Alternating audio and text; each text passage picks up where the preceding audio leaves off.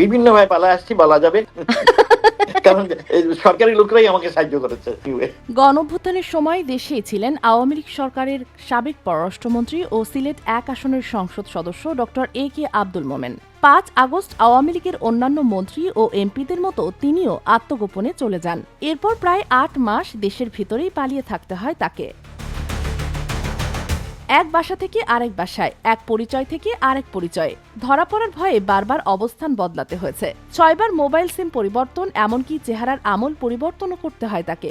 ১ বছরেরও বেশি সময় তিনি পুরোপুরি অন্তরালে ছিলেন। কোথায় আছেন, কি অবস্থায় আছেন এ বিষয়ে কেউই কিছু জানত না। তবে সম্প্রতি মিডিয়ার সামনে এসে তিনি চমকপ্রদ তথ্য দেন। বর্তমানে তিনি যুক্তরাষ্ট্রে অবস্থান করছেন, কিন্তু কিভাবে এবং কোন পথে তিনি যুক্তরাষ্ট্রে গেলেন সে বিষয়ে প্রশ্ন থেকেই গেছে।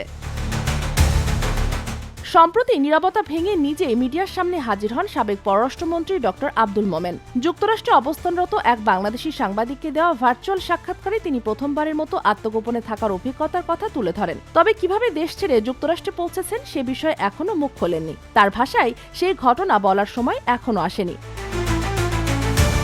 সাক্ষাৎকারে ডক্টর মোমেন জানান, গণঅভ্যুত্থানের ঠিক আগের সময় তিনি যুক্তরাষ্ট্রে ছিলেন। কয়েকদিন আগে দেশে ফেরার পরপরই পরিস্থিতি দ্রুত বদলে যায় এবং তাকেও অন্যদের মতো আত্মগোপনে যেতে হয়। পালিয়ে থাকার সময়টিকে তিনি সিনেমার গল্পের সঙ্গে তুলনা করেন। তিনি আরও জানান, এক পর্যায়ে নিরাপত্তা সংশ্লিষ্ট এক কর্মকর্তার ফোনে জানতে পারেন তার অবস্থান ফাঁস হয়ে গেছে। তখনই দ্রুত সরে যাওয়ার পরামর্শ দেওয়া হয়। আত্মগোপনের সময় তিনি কোনো আত্মীয়ের বাসায় থাকেননি, বরং এক গার্মেন্টস ব্যবসায়ীর বাসায় থাকার অভিজ্ঞতার কথা জানান তিনি। যেসব বাসা সাধারণত বিদেশি ক্রেতাদের জন্য সাজানো থাকতো সেগুলো তখন পুরোপুরি খালি ছিল। বাইরে বের হলে যাতে কেউ চিনতে না পারে সেজন্য চেহারাও বদলে ফেলেন তিনি।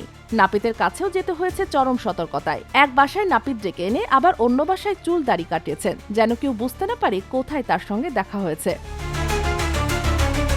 দেশ ছাড়ার পেছনে স্ত্রীর বড় ভূমিকা ছিল জানিয়ে এই আওয়ামী লীগ নেতা বলেন, স্ত্রীর পরামর্শ ও চাপে তিনি দেশ ছাড়ার সিদ্ধান্ত নেন। তবে কিভাবে দেশ ছেড়েছেন এই প্রশ্নে তিনি স্পষ্ট কিছু বলেননি। শুধু এটুকু জানান, কোনোভাবেই বিমানবন্দর ব্যবহার করা সম্ভব ছিল না।